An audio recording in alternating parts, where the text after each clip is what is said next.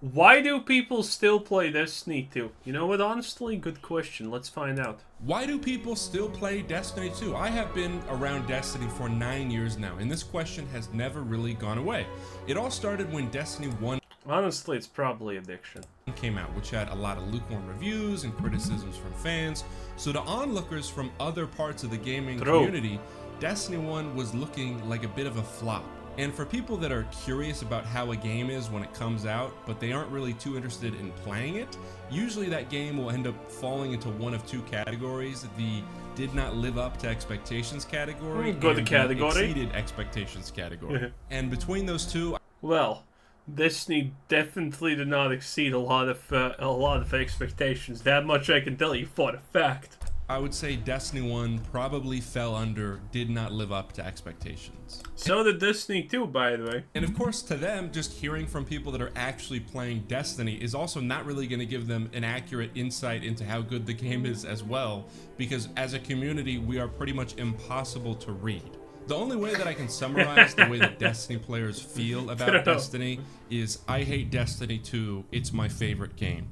So fast forward. I mean, that also summarizes every Dota player in existence, every League of Legends player in existence, every player in existence. 1 year later to when The Taken King comes out, and the game that came out and didn't really live up to expectations, which you may have expected to fizzle out, is boom.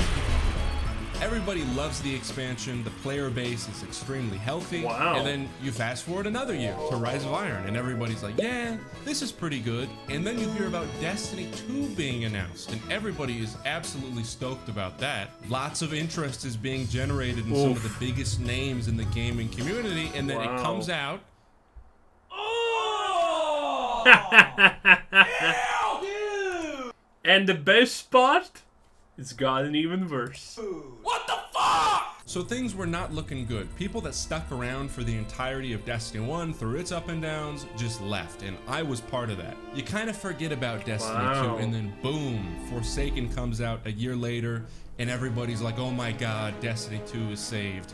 Also, I'm very sad. From that point, Destiny 2's concurrent player count just kind of keeps on growing and growing and growing. Wow. But when you check Twitter, it seems like everybody hates it. What's that ominous glow in the distance? I mean, half of the Destiny player base is currently just booster bots. So, you know, there's that. PvP is not functional. The new game, the new game experience for new players is literally probably one of the worst things in all of existence, and that's saying something, in my opinion. You know, it's like, let me summarize it up for you.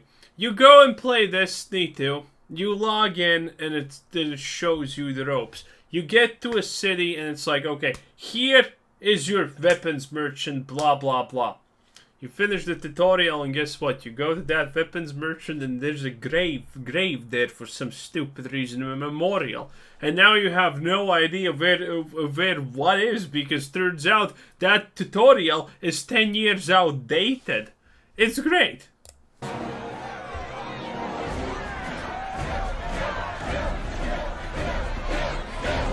Watch reaction videos from Twitch streamers, and Destiny 2 is kind of made out to be the laughing stock of the quote-unquote MMO community. Well, isn't it technically true though? Destiny is a fucking waste of my time. Alright? Waste of my time, waste of my money. There you go. I wish I could refund it. So There you after go. all this turbulence, if you've spent the last 7 years as a bystander, you probably have no idea why do people still play Destiny 2. But an even better question is, why haven't you installed Z-League? The sponsor of today's video. Z-League. There we go. For better or worse, That was garbage. Don't buy whatever Z-League is. You know it's shit. there is always something to do in Destiny Better go buy a loot crate off the black market for Overwatch. That's better. 2. And instead of drowning you in choice overload, the game picks new stuff for everybody to do weekly on a rotation. Every single week you can expect a pinnacle dungeon, a pinnacle raid, a weekly Grandmaster Wow. Nightfall and whatever reward it yields, a pinnacle Wow. PvP challenge, a pinnacle Vanguard challenge, a pinnacle Gambit challenge. I mean, yeah, kind of the problem summarized right there. Most of the time, a new seasonal story mission, a weekly Lightfall challenge, and then on the weekends, Trials of Osiris. And if Trials isn't there on the week, Yeah, that thing that gets flooded by cheaters and no one enjoys because reasons. weekend, it's because Iron Banner will be there the entire week. And that's just the main stuff. Beyond that, there are a lot of smaller achievements to work towards. So for a newish player that has gotten the hang of Destiny's formula, there is so much new, good content to experience. They get to play everything for the first time. For raids, you got Root of Nightmares, King's Fall, Vow of the Disciple, Vault of Glass, Deepstone Crypt, Guard of Salvation, Last Wish. And if they When is he gonna mention that all of that garbage costs multiple hundreds of dollars to actually buy and play? Otherwise, hey, the game is as free as you can get, boy. That's what I'm gonna tell you. The game is as free as it gets. never done a dungeon, you got Shattered Throne, Pit of Heresy, Prophecy, Grasp of Avarice, Duality, Spire of the Watcher, Ghost of the Deep, and they'll be experiencing all of these for the first time. Then you graduate a little bit. You get to do your first ever Nightfall, and then your first Grandmaster Nightfall. Wow. And then after grinding PvE, you get to take all of your hard-earned weapons for a spin in PvP, which at least at first is really fun. After getting a little bit more interested in PvP, you start playing Trials of Osiris on the weekends. You hover over Gambit, but you decide not to play because you respect your own time. And as your playtime increases, you begin to fine-tune exactly what type of stuff you're looking for. You're tired of not putting up the big boy numbers in the post-wipe damage report. You hunt for the perfect grenade launcher, which will synergize wonderfully with your 4th times the charm Focused Fury sniper rifle. And beyond the weapons you're running, you're also granted extra layers of sophistication by the subclass system and the presence of exotic weapons and armor. By the way, if you don't know what exotic... I mean, I'm not gonna lie, he is making the good part sound good, a lot good, but do not be tricked, do not be tricked. The bad part is bigger than the good part. That's why you don't hear... It's simple. If a game is good, you hear good things about the game. Baldur's Gate 3, game good. People say good things about it. Destiny 2, bad game. People say bad things about it. Even the people who play and love the game say bad things about it because everyone knows Bungie doesn't care. The greatest thing that Bungie has ever achieved in their pitiful existence is making people believe that it was Blizzard's fault that Destiny was a shit game in a shitty situation. No, it wasn't. Bungie did it on their own.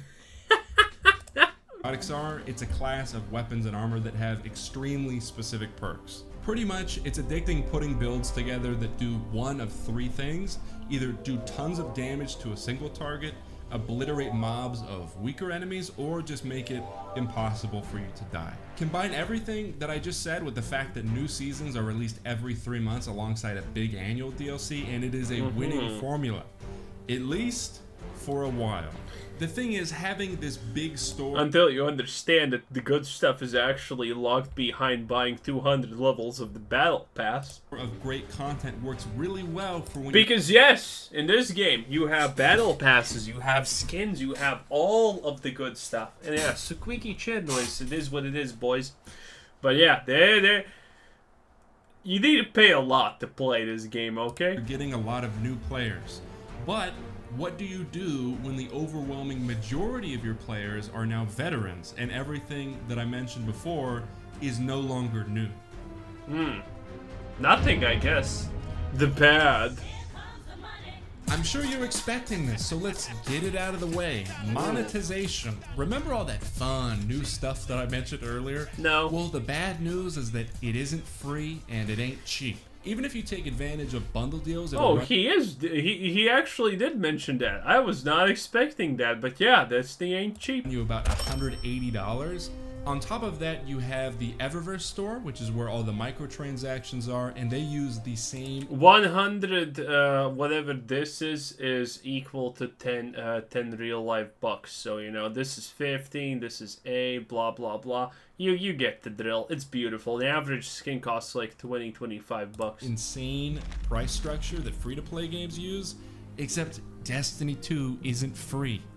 Beyond the new stuff, you have to keep the core game modes healthy. They're meant to be the beating heart of Destiny 2, the most vital organ, and yet they're treated like they don't exist. I don't want to insinuate anything nefarious here, and I certainly don't want to accuse the developers of anything, because they aren't really in charge of what they're making, at least for the most part. But the obvious reason would be that the reason core game modes aren't updated is because you can't sell somebody better PvP if they already own the game. True. At least not in the same way that you can sell them a new dungeon or sell them a new seasonal story. There's essentially no direct profits to making PvP better. So if you ignore the Fortnitean way of thinking for just a moment, where you have to add new stuff every 2 seconds, let's take a look at Steam charts. I'm not gonna lie, I kind of like adding new stuff every 2 seconds, because then you don't run out of stuff. You see the game on the very top called Counter-Strike Yep. Global Offensive? That game came out over a decade ago, and this is what it looks like. The majority of people playing it are playing one game mode with 0 new weapons since it came out, and most of the time they're playing... Bruh. I mean, Counter-Strike is in a unique position, because if a new weapon gets released, there's gonna be riots in the streets, because you can't release a new weapon, because that would break the balance. It's wild, what can I say? Playing the same 2 or 3 maps. The reason it's still... You wish it's the same 3 maps, by the way. Like in Counter-Strike, I mean, the less weapons, the better. The less maps, the better. You know what? No, the less players, the better. That's the opinion. Anything other than that is gonna get you in hot water. It's a wild thing. Like, somehow Counter-Strike is completely the antithesis of, you know, everything that a normal game nowadays is. So popular is because it's simple, original, and fun. The same adjectives that I would use to describe Destiny PvP when it came out. Over the years though, Destiny PvP, as a result of new stuff being added to the game as a whole, has just been bogged down with garbage. I can't speak on the Vanguard or Gambit playlist too much simply because I do not play them at all. But maybe the fact that I don't is telling of their value. They're just not really fun or compelling. So what the clearly, hell if the happened? core game modes are suffering, a lot weighs on the new stuff. The only problem is that the beat to death formula that they're using isn't new. So in a game that's meant to be exciting and adventurous, all of the new content is cookie cutter. In one season, you can expect a dungeon, probably an exotic mission, a new farmable activity, a seasonal storyline. And then in the season after that, it will be a raid, probably an exotic mission, a new farmable activity, a seasonal storyline. And they repeat that cycle pretty much forever. On top of that, there's also been a bit of, in my And you always have to pay. opinion, overemphasis on Destiny's story. I think I would agree with the direction of putting a lot of focus on the story if it was a little more compelling. But to me, the writing is just a little bit weak. Everything feels very tropey and cliche to the point where I'm never engaged in what is happening. Most everybody in Destiny is written as a caricature of a human being, so much so that I don't connect with anybody on a human level. I mean, it's kind of easy to understand that, because look at your opponents. Look at the bad guys. I mean, what is this? Am I supposed to take this seriously?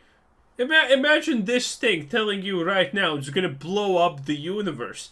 What are you doing? You're probably laughing your ass off, that's what you're doing. Because this is not intimidating. Motherfucker's wearing a bucket on his head and he's not even a RuneScape player. What is this supposed to be? An inverted chair for small people? Why do you have that in your hand? Is it, what, are you supposed to, what? Are you using it as a cup? Are you an idiot? See? It's like, how are you supposed to take the game seriously if this is your big bad villain? Like, dude, seriously. So much so that I don't connect with anybody on a human level. Everybody that I put on the screen right now could be crushed by a cabal. I mean, look at this dude. I mean, look at this dude. Also, cheap fat, but whatever. Launch pod tomorrow or in the next season, and I would not feel anything.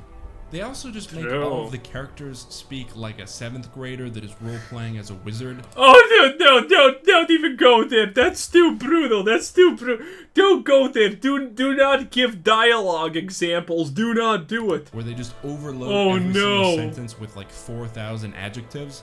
The chorus of the Death Singer's call has been stolen and bound to your growing arsenal. Once more, you have proven yourself worthy to stand against the night.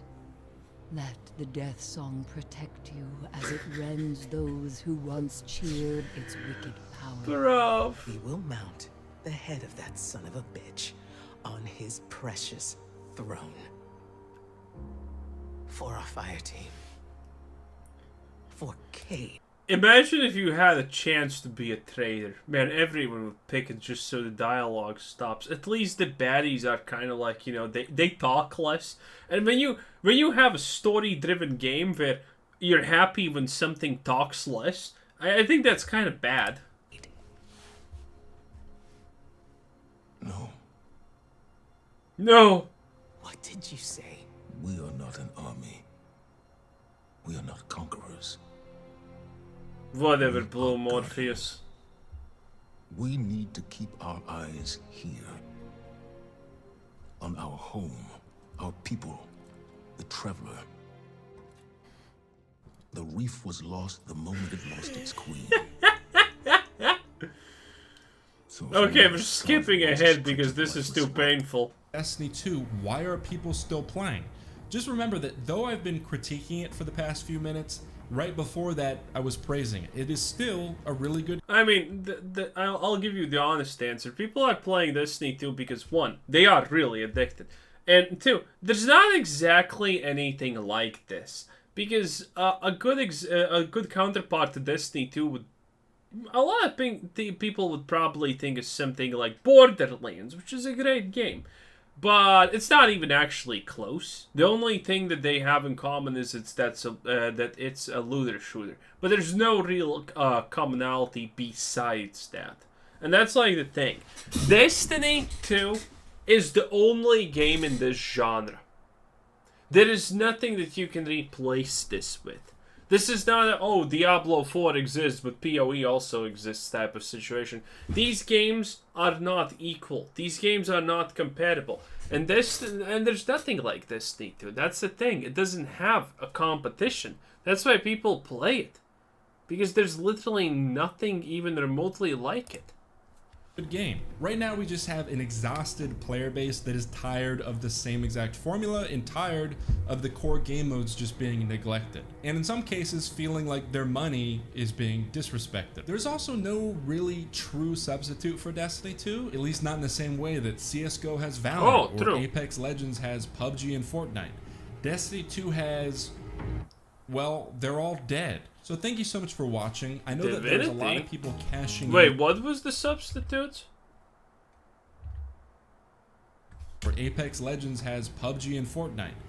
It's not in the same. Destiny 2 has, well, they're all.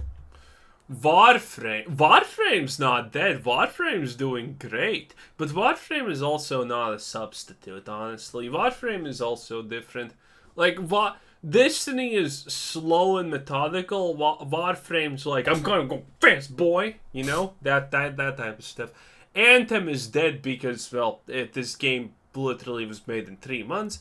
And The Division, I don't think this even ever took off. I remember hearing a couple of things about bugs, and that was pretty it. And that's the end. Sir Demetrios. That's, I think, how you pronounce it. Anyway, this was Kuzer Sinsen. Thanks for watching. Subscribe if you haven't already. Have a nice day. Bye-bye.